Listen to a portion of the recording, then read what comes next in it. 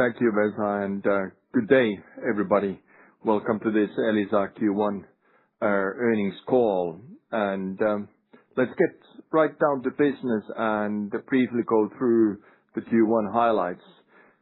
During the quarter, our revenue decreased by 1.3%, and this was to a large extent driven by lower equipment sales, impacted especially by higher device prices due to the shortages of memory chips worldwide.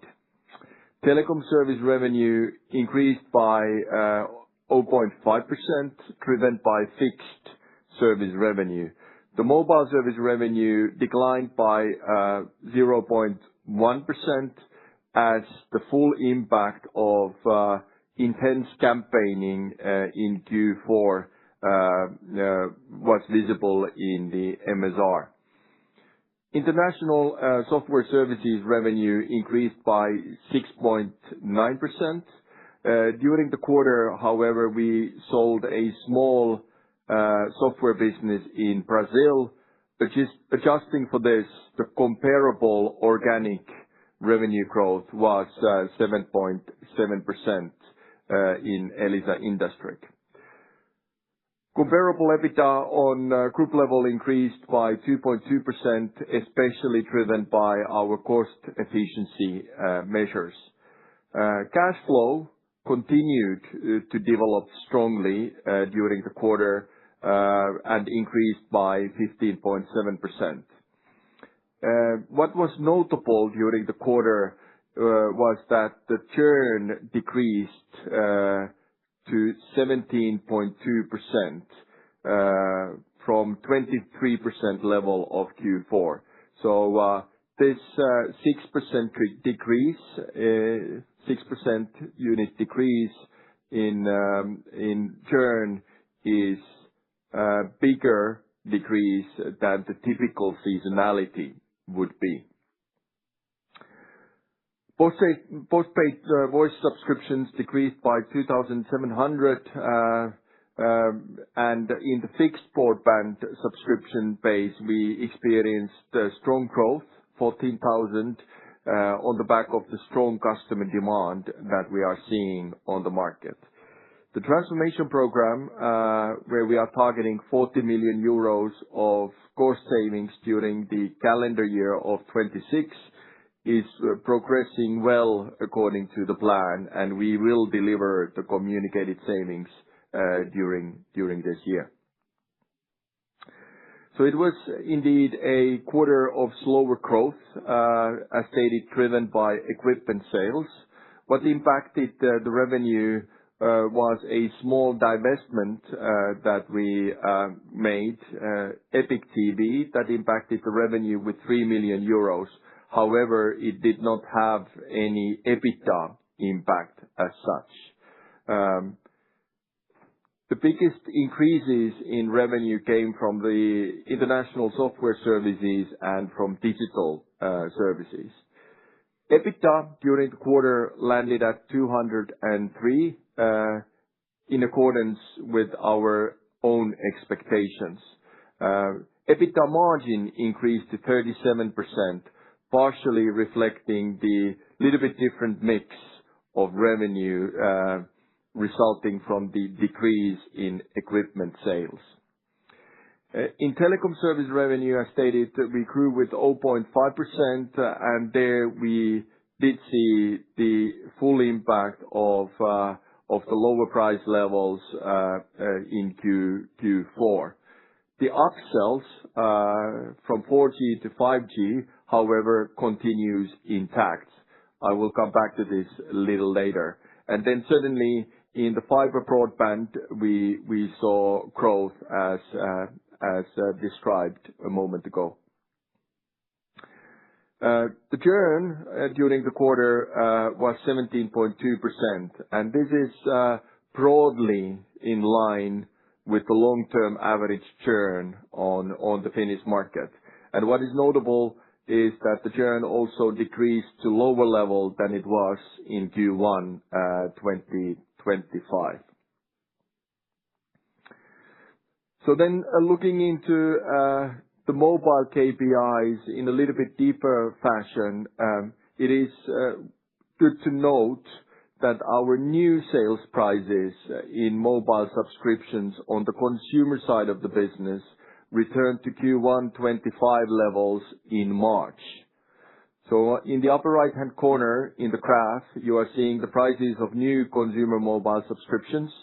And what you also see there is that during the year 25, we saw gradual pressure to new sales margins, culminating in the campaigning of Q4. And now we have been seeing the mentioned return to Q1 25 levels. What is also noteworthy that going forward, there will be a bit of time lag in how the new sales prices turn into mobile service revenue, as there are fixed term contracts in the customer base of our competitors. And when we acquire those customers to us, there typically is a time lag of some months before the new prices actually come into effect. The churn we already discussed. In terms of sales and marketing costs, during the Q4 last year, we had 5 million euros of more sales and marketing costs, and then those campaigning related costs were decreased during Q1 in line with the churn development. However, the sales and marketing costs are still a tad higher than they were during Q1 25. But all in all, these metrics are pointing to the right direction. Then briefly going through the business segment by segment. In consumer customers, the revenue continued to be weighed by the competitive situation and the mentioned equipment sales. However, the cost savings measures were effective and EBITDA improved with 1.4%. Broadly, the same story in corporate customers business. The equipment sales impacted the revenue negatively, so very much the same phenomenon related to equipment sales was seen also on the corporate side of the business. Our traditional fixed network PSTN will be ramped down at the end of June altogether, and there we are seeing a decreasing number of customers, and that is weighing on revenue a bit. But as stated, the cost savings measures also on the corporate side of the business were successful, and the EBITDA grew with 2.1% in line with the total Elisa number.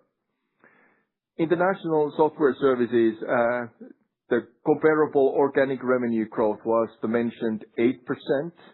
And we took a step forward in terms of profitability during the quarter.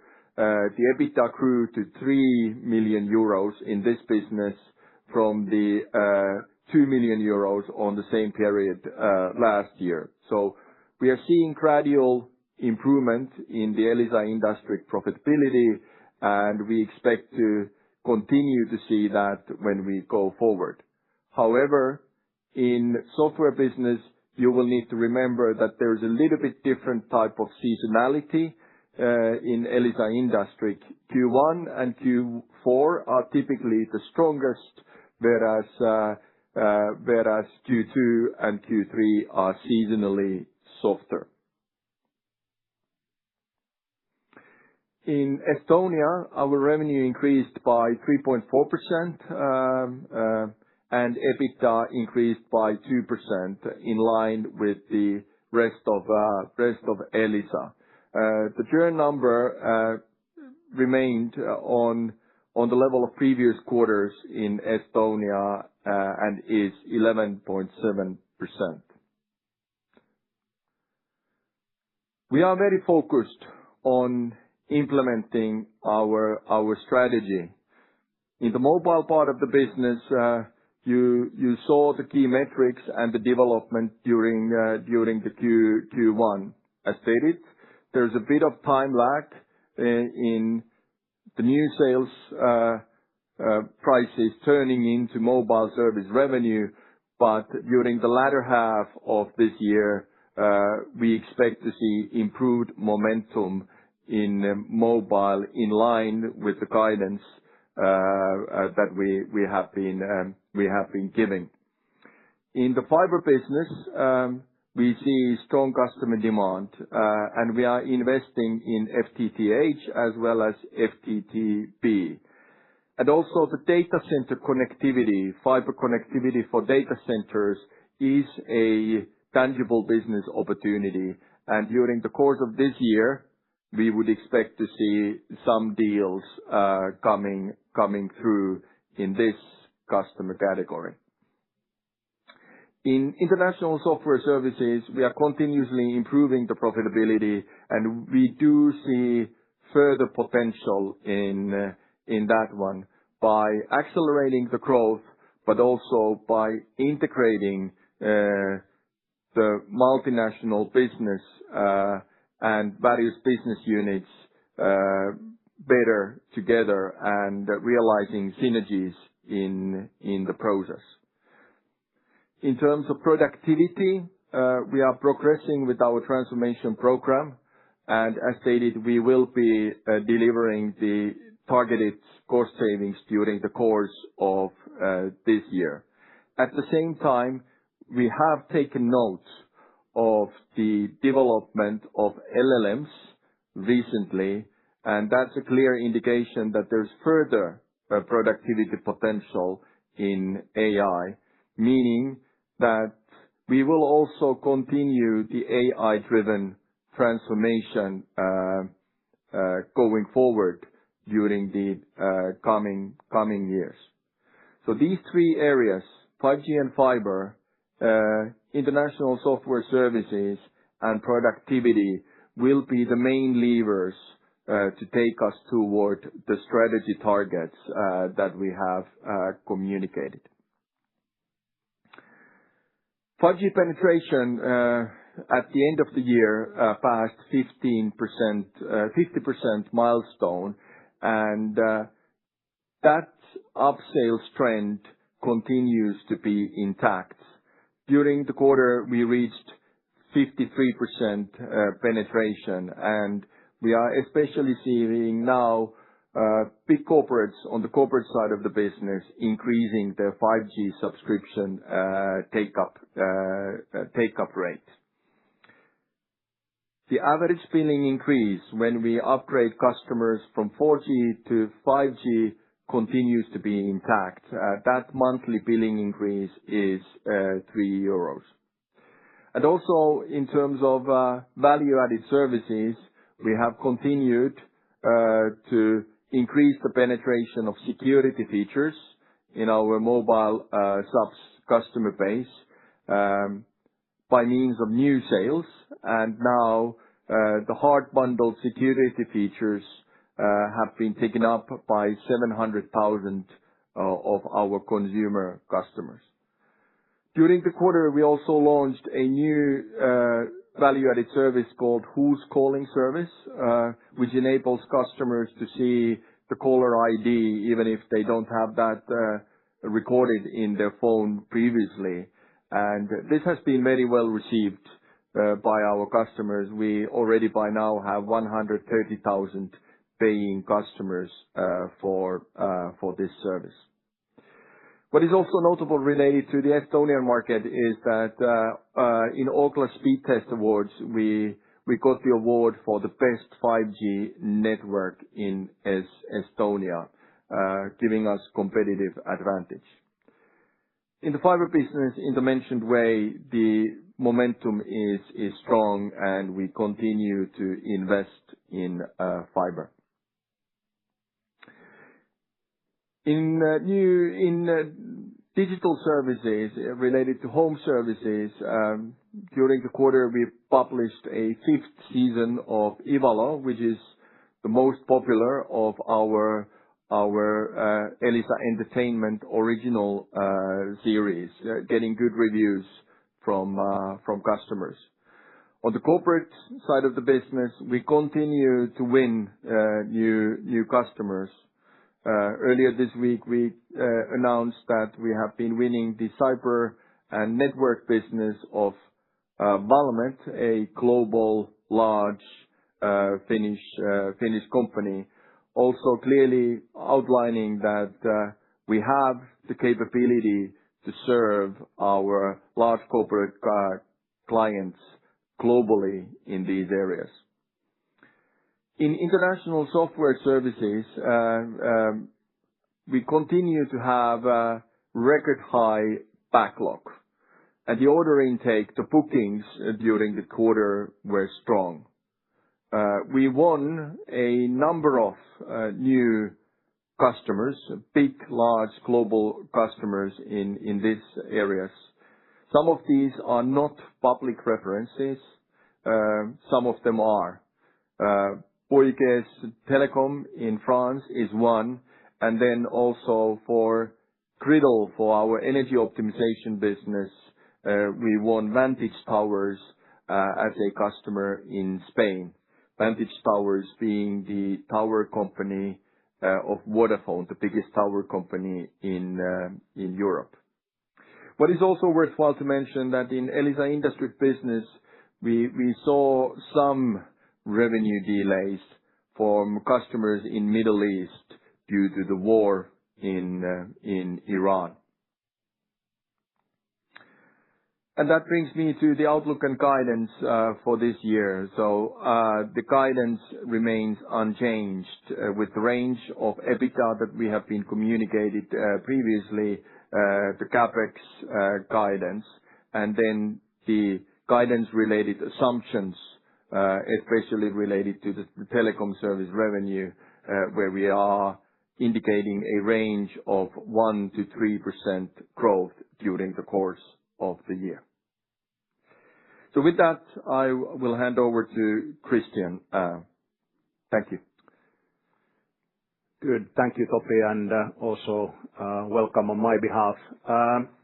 In Q1, we saw solid EBITDA performance despite lower revenues. This was helped by our transformation efforts coming through, as well as good cost discipline in general.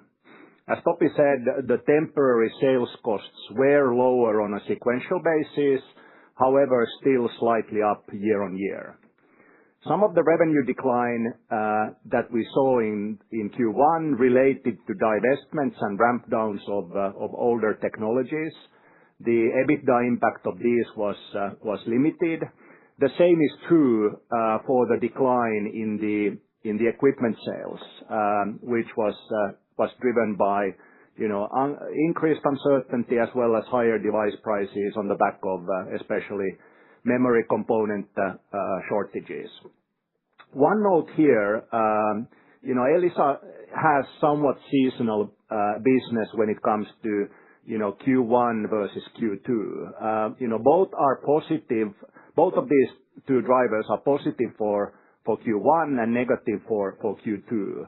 As Topi said, in Industry, we typically see strong licensing revenue in Q1 as a result of annual renewals, and in that sense, there's a negative seasonality going into Q2. Also in Tech Ops, we do see higher network-related costs in the second quarter when the overall construction activity starts in spring. And for this year, spring has arrived early in Finland, so we will see somewhat more of this impact. Also then maybe a second reminder just on, the yearly dynamics. Last year was solid when it comes to the first half and weaker when it comes to the second half. Especially Q4 was weak on the back of the competitive intensity. Thus, we will have a tougher compare in Q1 and Q2, and then kind of easier compares as we work into the second half, and especially for Q4. Then, when it comes to CapEx, our strict discipline continued. Our investments are focused, on the areas of improving our technology leadership and which will enable us to continue to upsell both 5G and work with the fiber momentum. In addition to this, our investment is going into us renewing our IT infrastructure so that we will be able to drive, both simplification as well as productivity longer term. On the cash flow side, the first quarter was a continuation of our strong cash performance. We have now seen, 5 consecutive positive quarters of positive development for net working capital. We will continue to drive improvements in cash flow as we move on. Of course, improvements in net working capital is gonna be tougher and tougher to achieve when we have, optimized the different items. Inventories are already at good levels. As I said last quarter, there's more work to be done on both receivables as well as on the payable sides.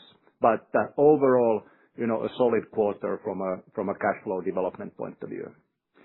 As a result of that, our capital structure, continues to be solid. Our maturity profile is good. We did not have any material transactions during the quarter.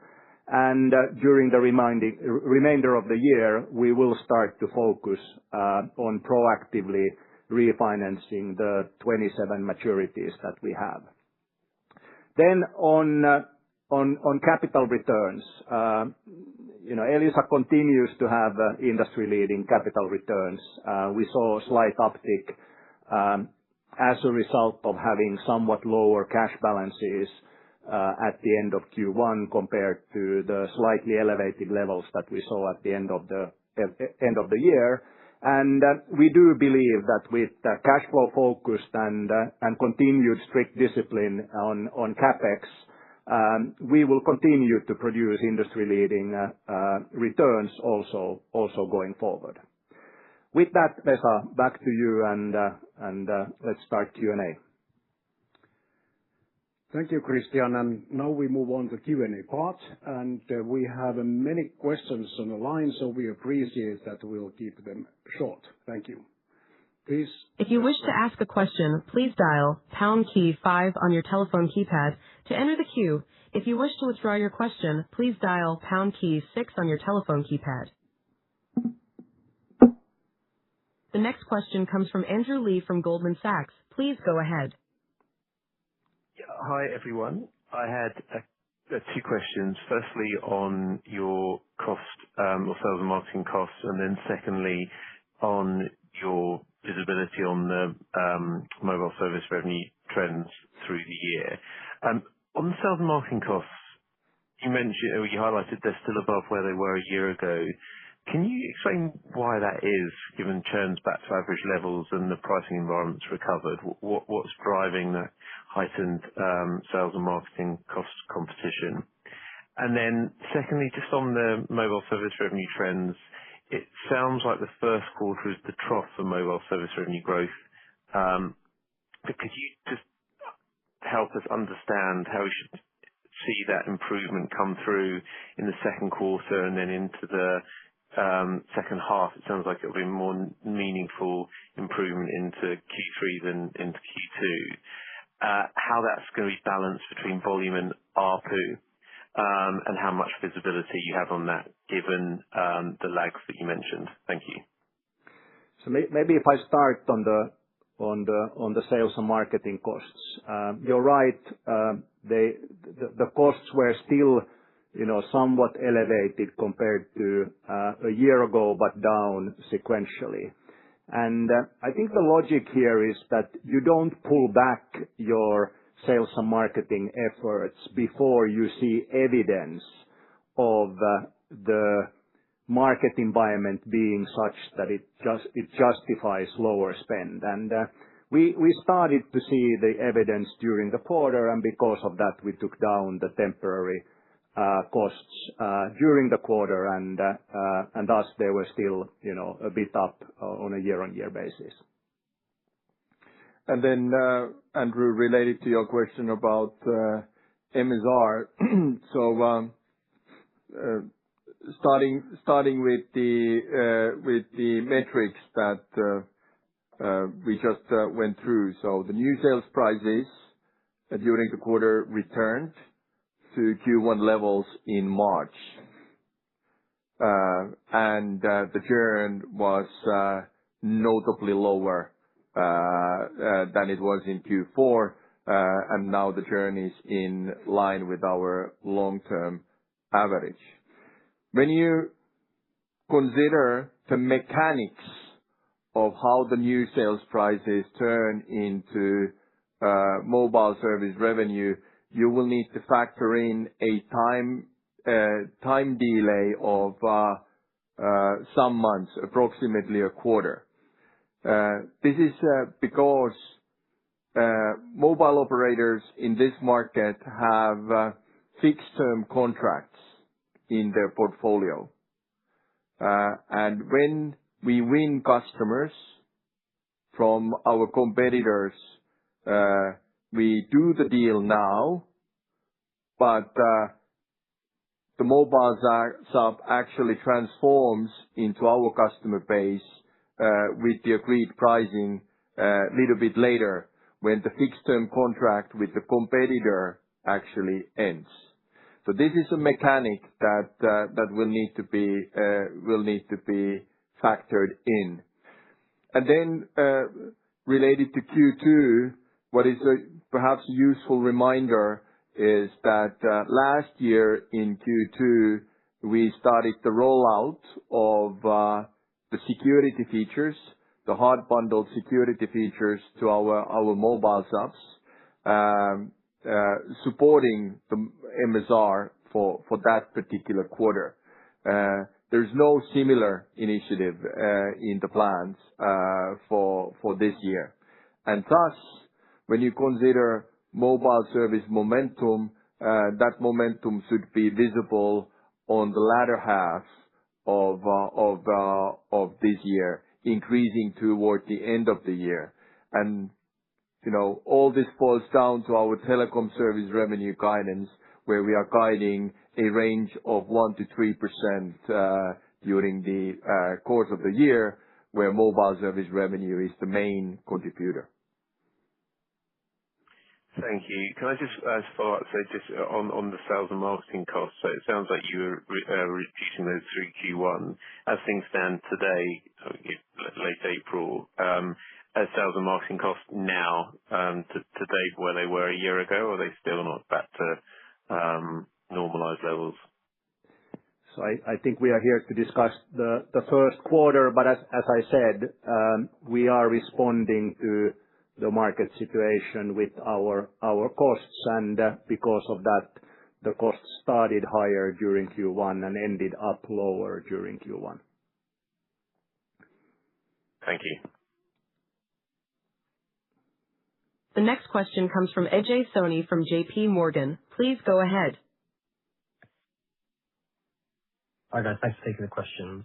My first is on the cost savings. You mentioned 40 million. Just wondering what's been delivered in Q1 and how you expect that phasing to look for the remainder of the year. And then my next question was just around the MSR into Q2. You mentioned that you're not going to have the support of security features which got launched this time Q2 last year. But surely you will still have a better improving effect because you're going to have more people moving on to security versus Q2 last year, because you'd assumed you'd have ramped up that business. So isn't that still going to be a tailwind in Q2? Thank you. So maybe if I start with the cost savings. So as Poppy mentioned, we are on plan on delivering the full 40 million. And as we have said earlier, the majority of of the cost savings kicked in during the first quarter. Some of it is visible in our lower operating expenses and impacting positively the personnel costs because a large chunk of the savings that were implemented came from there. But of course, we also have driven activities outside of headcount reductions, which is visible. Some of it is also coming through the capex line item and thus coming through as depreciation, lower depreciation at a later point. So in that sense, there will not be much more acceleration of the impact as we move through the quarter because of the fact that the majority is already up and running as we speak. And then related to your question about MSR and the security features.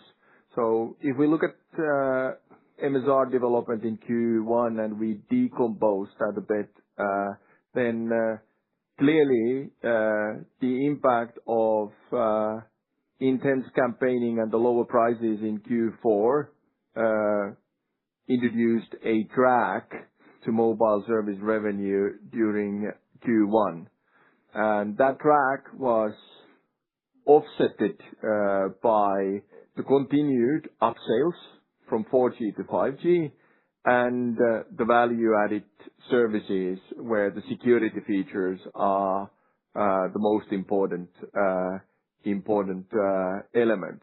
And actually, when you look at the upsales isolated and when you look at the value-added services isolated, they continue to provide the consistent growth that we have been seeing in the past.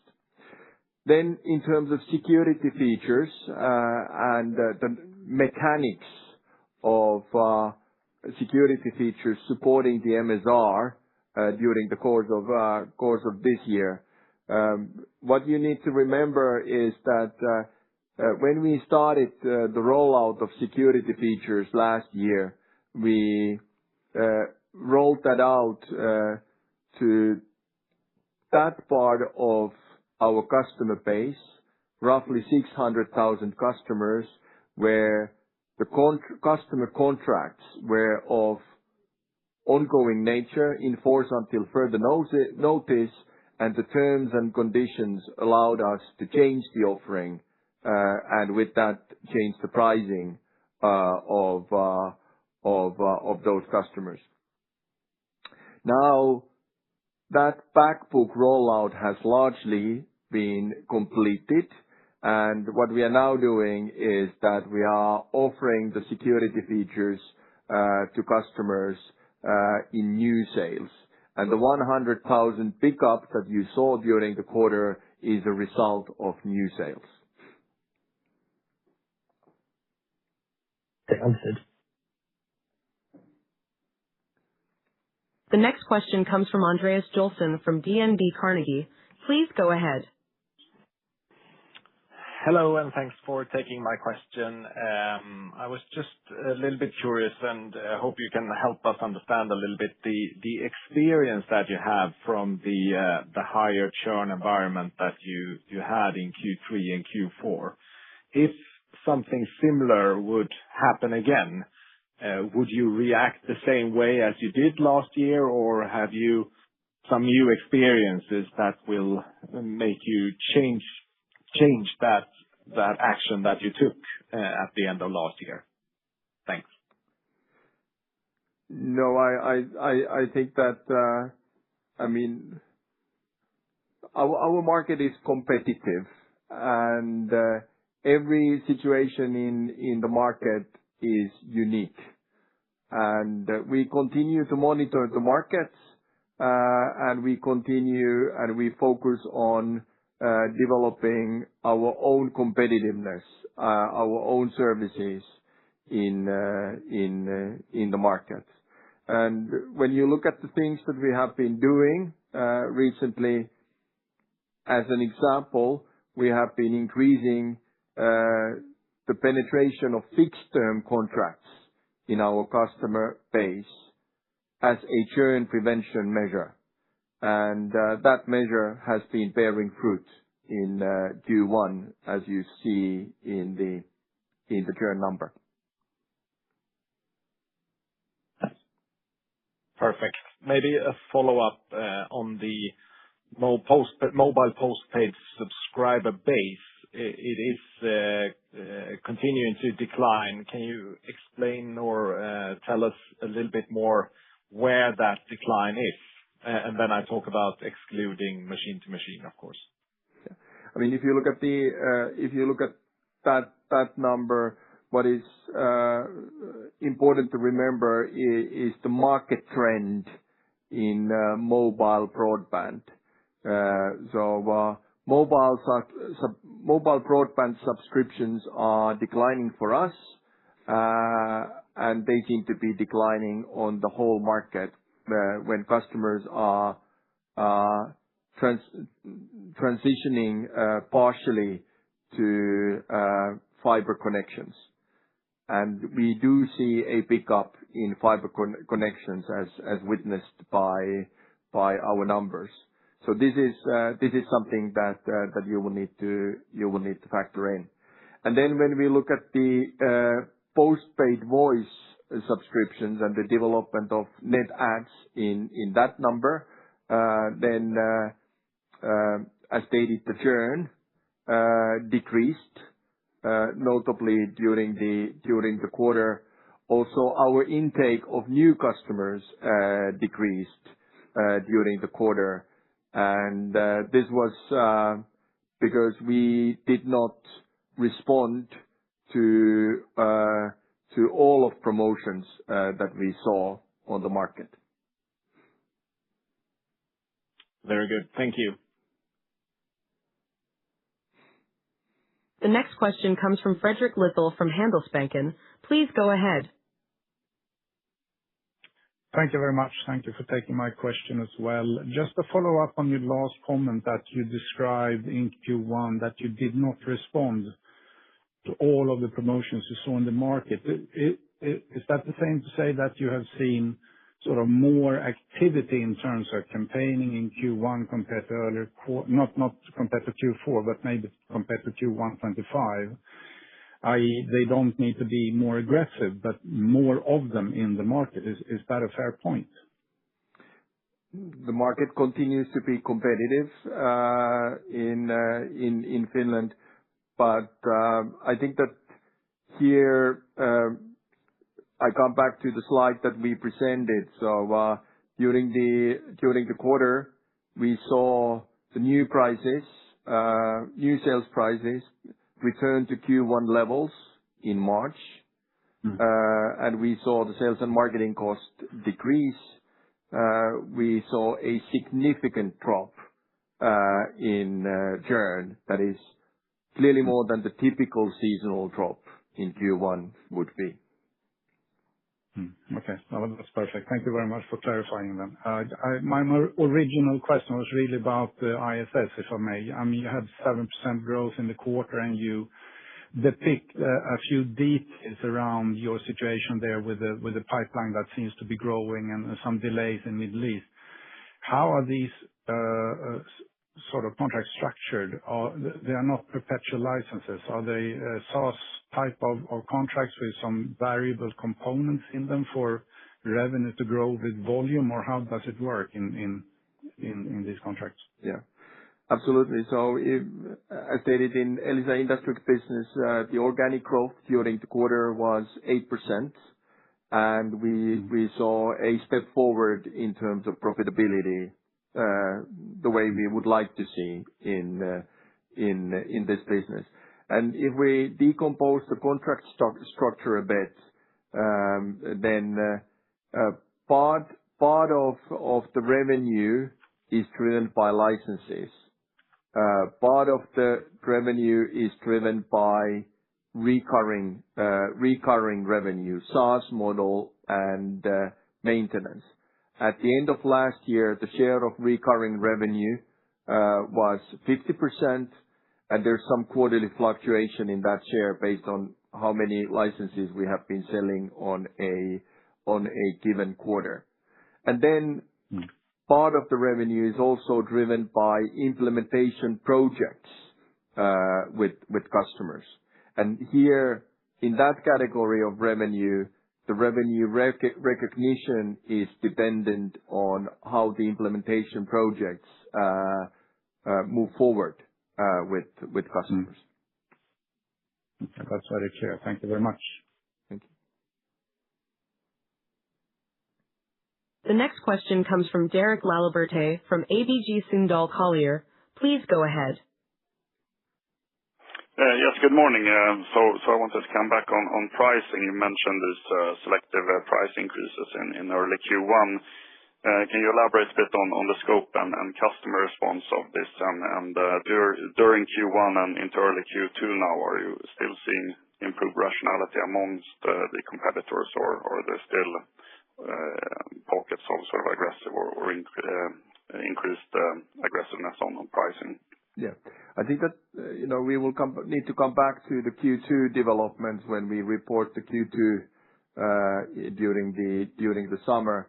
In terms of, the market development in Q1, what I would just like to come back to is the slide that we presented, that our new sales prices returned to Q1 25 levels in March.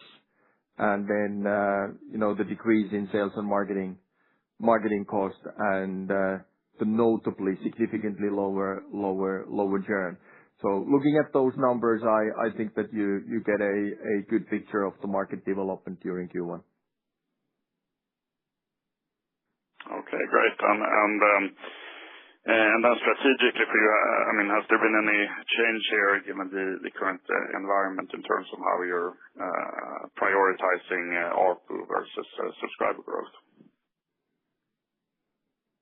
Yeah, our long-standing target on the market has been that we maintain our market share, and we will continue to do so going forward. That is part of our strategy. And what we have also communicated already in our Capital Markets Day a bit more than a year ago is that we focus on providing customer value. Upsales from 4G to 5G in mobile services is a big growth driver for us, and so is value-added services, namely security features. So we continue to focus on that strategy, and we bring new value elements, new offerings to customers and to the market all the time. And then during this quarter, a good example is the Who's Calling service that already has 130,000 paying customers. Okay. And finally, on the B2B trends, apologies if you mentioned this, but you have flagged some pressure there. So what did you see in Q1 in terms of say demand, pricing, and the contract renewals? Could you please repeat the question? So was it about broadband? About B2B corporate trends.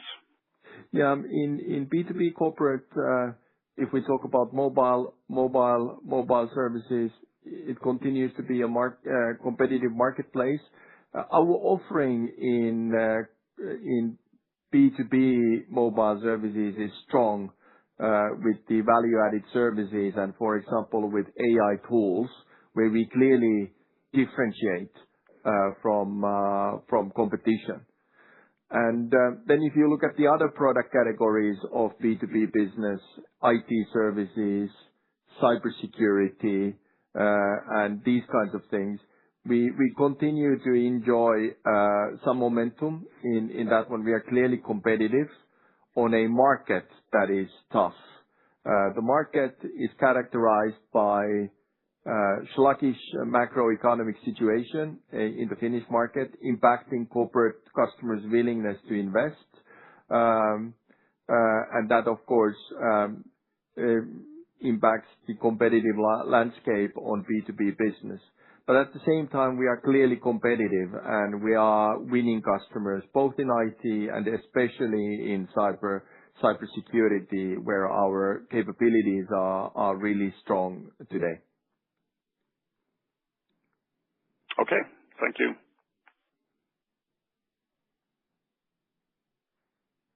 The next question comes from Abhilash Mohapatra from BNP Paribas. Please go ahead. Yeah. Good morning, and thank you for taking my question. I just wanted to come back to the topic of cost cutting, please. Obviously, this year you've got a big benefit from the 40 million euros of savings. And you referred to earlier in the call the idea of sort of using AI to drive further savings. As we look into next year, do you anticipate a sort of similar size benefit from your cost measures? Or in other words, do you think you can continue to do a similarly sized sort of big headcount reduction, or should we expect the cost-cutting benefits to normalize as we head into next year? Thank you. So again, we have nothing new to tell here. In addition to the 40 million transformation program that we announced last year, and as I said earlier, which is now kind of up and running in our P&L as savings. You know, in the prepared remarks and in our report today, we do acknowledge that, you know, we live in a world where transformation will need to be on the agenda for now, and that's what we're gonna do. Transformation related to AI means both improving your competitiveness and driving revenues through that, as well as then driving productivity improvements on a structural as well as on a continuing basis. There is no new program or no new amounts to be announced here. We feel that we need to do this to be able to achieve our strategic targets that we have set for ourselves. And generally speaking, related to the AI, we clearly see that our industry, and Elisa in specific, will be benefiting from AI. AI will be increasing our bread and butter business, namely mobile and fixed connectivity. And we have an opportunity to use AI for digital services growth and for software growth. And then in the areas of productivity or in the productivity-related areas, we are working continuously in improving the automation of our customer service. And where we do see possibilities is in the area of AI-assisted coding, prompting, to be exact, improving the productivity of our software development. Okay. Thank you very much. The next question comes from Siyi He from Citi. Please go ahead.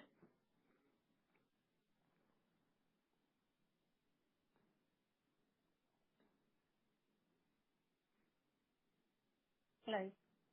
Thank you for taking my questions. I have two, please. The first one is really on your comments earlier about the interest in the market of taking on fiber products. Just wondering if you can share with us about your fiber investments, whether you think it could be a good opportunity to organically expand your fiber footprint, or you could be looking at some infrastructure opportunities if some of the network is up for sale. And the second question I have is really on your comments earlier about the pushing the upgraded security features into your base. I think last year when you talk about the rollout, I had an impression that you would it's possible to roll out throughout the base within 18 to 24 months of the launch. But now I think you're commenting you are actually adding them on the new sales. Just wondering whether that could create a particular delay of this 18 to 24 months time frame, and if so, any reason behind that? Thank you. So maybe I'll take the fiber-related question first. So, as said in the prepared remarks, we do see momentum in fiber. Customers want reliable and fast connections for their homes, for their base. And fiber is now, from an affordability point of view, at the price point where consumers are responding well to it. We will, on the back of this, we are investing in fiber, building additional fiber. As I said a quarter ago, we are leveraging a joint venture structure that we announced last year for the majority of that build. And at the same time, we will be pragmatic and look at, are there more cost-efficient ways of doing that by also looking at the existing assets, and if they are at sale at reasonable cost, then we'll evaluate that against building new fiber ourselves. And related to your question about the rollout of the security features, yes, the rollout schedule of security features has been prolonged, and the driver of this is that due to the competitive situation last fall, as a churn prevention measure, we increased the share of our fixed-term contracts notably. And now we have a larger share of those fixed-term contracts in our customer base. And for those contracts, we cannot do the back book changes in similar fashion than we can do for those contracts that are in force until further notice. However, all of this is something that we have already factored into our guidance. And the guidance assumptions where we are stating that the telecom service revenue is increasing during this year within the range of 1% to 3%. And their mobile service revenue is the main contributor. That's very clear. Thank you. The next question comes from Felix Henriksson from Nordea. Please go ahead. Hi. Thanks for taking my questions. I have two. One is very simple, just to double-check on MSR. Do you think that growth will further decelerate in Q2 versus Q1 before turning better in H2, given the time delay that you discussed, as well as the tough comps? And then the second question is relating to the data center connectivity, which you have started to talk about. Could you expand a bit on the opportunity? What could the potential contract structures in this domain look like, and how large deals are we talking about? Thank you.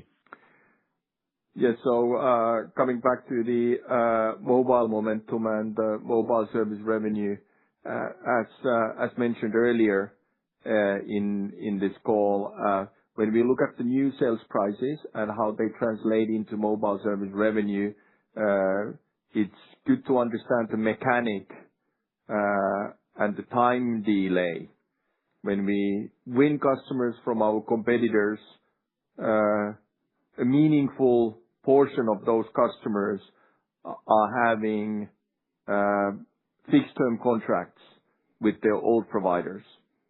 And that means that even though we do the deal today, those customers might be moving to our customer base 2 months from now, 3 months from now. And that delay needs to be understood. And then, as stated in Q2 last year, we started the rollout of the security features which provided support for MSR for Q2 last year. Putting all of this together, we should be seeing improved mobile momentum during the latter half of this year, in line with the guidance that we have been giving on telecom service revenue. And then to your question related to data centers, I mean, this market is about to take off in Finland, and we have been seeing data center operators reserving land, and quite a bit of that has taken place. We have been also seeing announcements for new data centers starting to come in during the course of this spring. So this leads us to expect that during the course of this year, we will be seeing sizable data center announcements on the market. And we do have a business opportunity in that.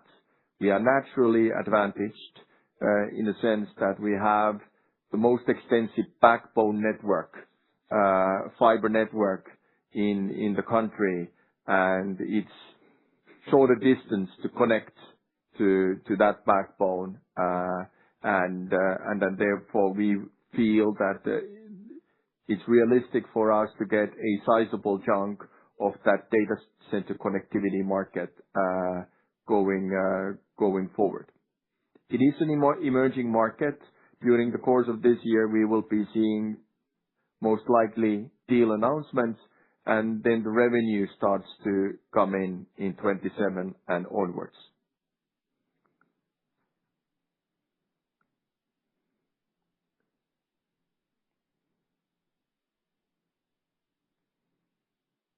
Thank you. Thank you. The next question comes from Paul Sidney from Berenberg. Please go ahead. Yeah, good morning. Thank you very much. Just two questions. Just coming back to Finnish Mobile, price rises on new offers in Q1. I was just wondering, was this a deliberate action from Elisa to raise prices, or did pricing just follow the market?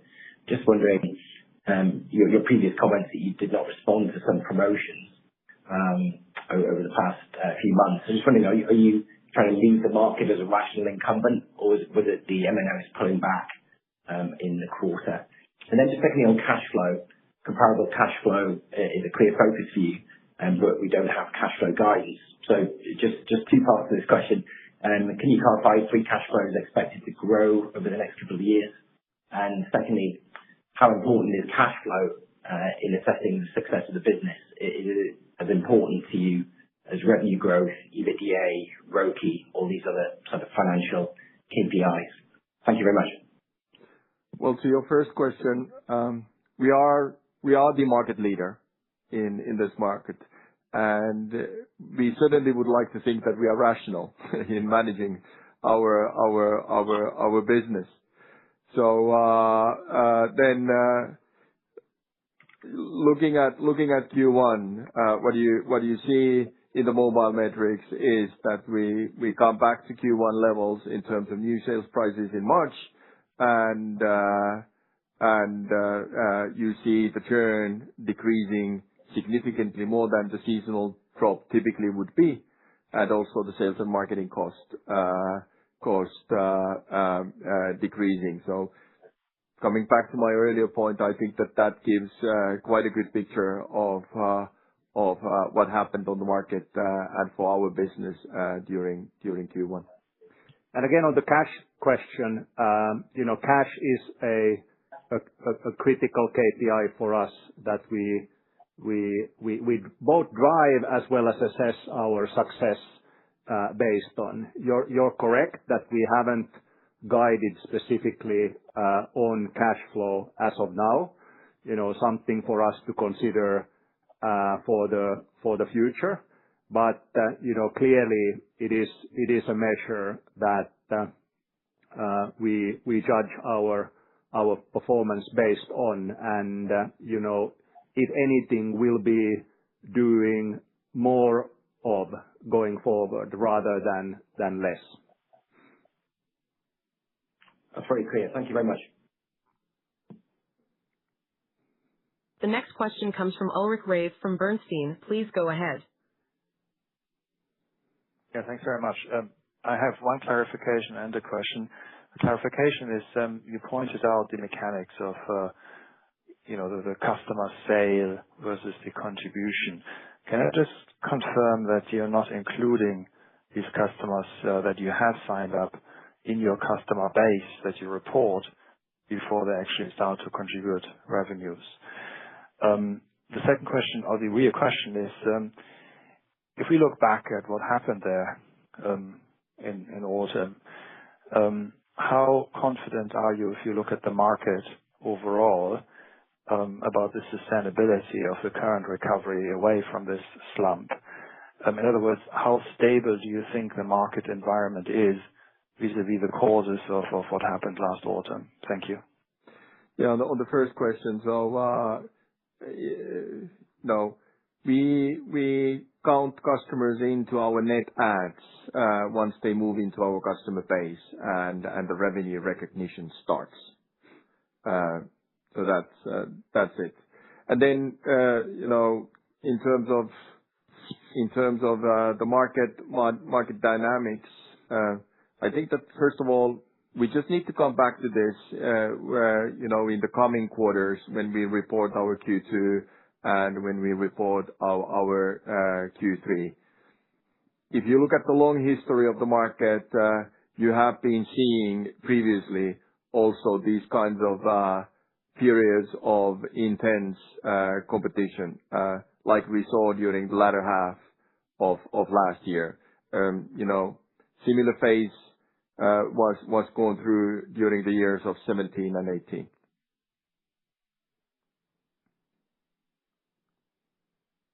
Thank you. The next question comes from Andrej Kabajsek from UBS. Please go ahead. Hey, everyone. Good morning. Two questions from me as well, please. The first one, apologies, I may have misheard on your backlog, but I wanted to, or on the backlog comments that you made, but I wanted to basically understand if now that the market seems to be stabilizing and the macro situation in Finland seems to be also improving, are you again planning to kind of put in effect some kind of backbook price rises the same way and the same kind of quantum on the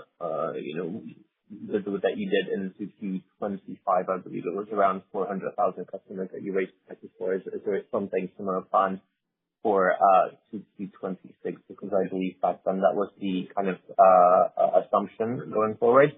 That's the first question. And the second question, if I may, on the promotions that have been kind of dragging effective pricing down, are we correct to assume that most of these people or subscribers are locked in for 12 months, and so as they come out of the heavily kind of promoted pricing, I guess around 2H 25, the assumption would be that they get back to some kind of normal pricing levels, or what do you expect there as they come out of contract? Thank you. Yeah, starting from your latter question. So yes, you would be correct to assume that those customers that we took in during Q4 to a large extent were with fixed term contracts for 12 months. And then that will be a factor that will be impacting the market, the mobile market at the latter end of this year. And then related to your first question about backbook price increases and offering changes, the like of offering changes that we did in the spring of last year with the security features, as stated, we are introducing new individual services to the market all the time, like we during Q1 did with the Who's Calling service that now has 130,000 paying customers. But we do not have bigger offering changes like the security features in the plans for Q2. On corporate side of the business, B2B side of the business, there might be some sort of inflationary price changes that will be conducted, which is part of the sort of normal cycle in the B2B business. And apologies if I missed it because the line was a bit choppy. So last year you mentioned that there were part of the 2Q batch of price rises were the hard bundle security features, and you do not plan to do something similar this year. But straight price rises is something that is kind of in the plan. And also, if you could please answer that, just the straight price rises, I guess, if that's something that the market is now allowing you to do, you think? No such plans. Okay, thank you. The next question comes from Sami Sarkamies from Danske Bank Markets. Please go ahead. Hi. I have also two questions. Still wanted to get a bit more color on the situation at ISS. I think you mentioned some delivery headwinds from the geopolitical turmoil in Q1. Are you anticipating more headwinds going into Q2? And any comments from sort of order intake during the recent months? And then secondly, you booked 4 million euros of one-off costs in Q1. Were this related to the 40 million euro savings program? And do you still see more coming during later of this year? Yeah. Related to industry, we did see strong bookings in Q1. And then quite happy with that. And then related to the war in Iran and the Middle East situation, we saw some revenue delays in Q1, partially because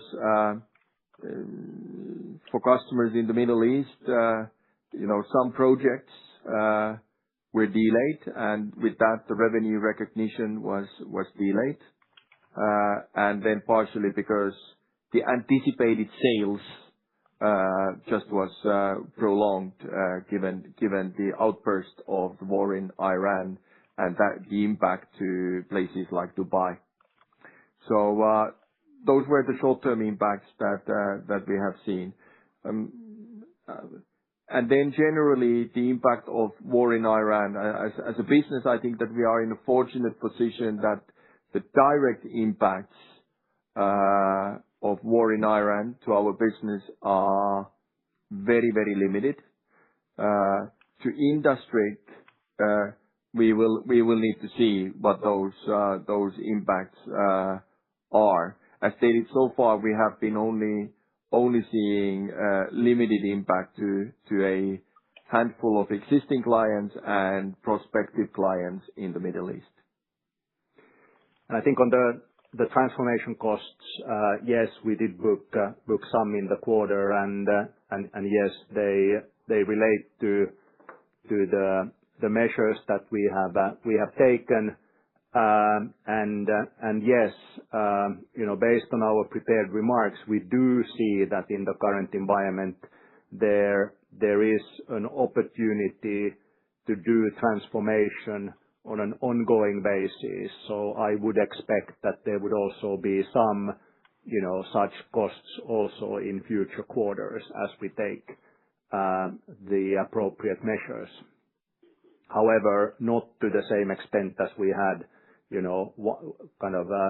higher costs in Q4.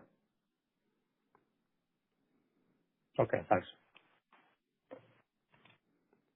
The next question comes from Max Finley from R&company Redburn. Please go ahead. Thank you for taking my questions, and apologies if the first question's already been answered, but I was struggling with the line. So last year in ISS, there were some delivery delays in Q1, which saw revenue deferred into Q2. And in your pre-prepared comments, you mentioned that there was some revenue delay in this year's Q1. So I guess I'm trying to triangulate these comments with other comments you've made about 2Q and 3Q being weaker quarters generally. should we expect these quarters to be lower than the 8% achieved this quarter? And then there's been a change in ISS's leadership. Can we expect any changes to strategy to accelerate growth to achieve your 10% organic growth target? And any comments on further acquisitions and disposals? Thank you. Yeah. So indeed, Mikko Soirola has been appointed as the CEO of Elisa Industriq business. He's a very experienced software leader, having worked in international software space for 20 years, and the better part of last decade, he has been a CEO of successful software businesses. So the job to be done for Mikko is to accelerate growth, to improve the profitability of Elisa Industriq, carry out bolt-on M&A, and integrate the M&A and integrate the portfolio of businesses that we have today better to achieve synergies. So it is a new strategic phase that we are entering into in Elisa Industriq. And then related to the first part of your question, what I was referring to is that the typical seasonality in Elisa Industriq business and in many of the other software businesses for that matter is that Q2 and then Q3 are sort of seasonally softer than the start of the year and especially Q4. So that is something that is good to keep in mind when understanding the sort of dynamics of the Elisa Industriq business on standalone basis and the impact to Elisa numbers. Thank you very much. Thank you.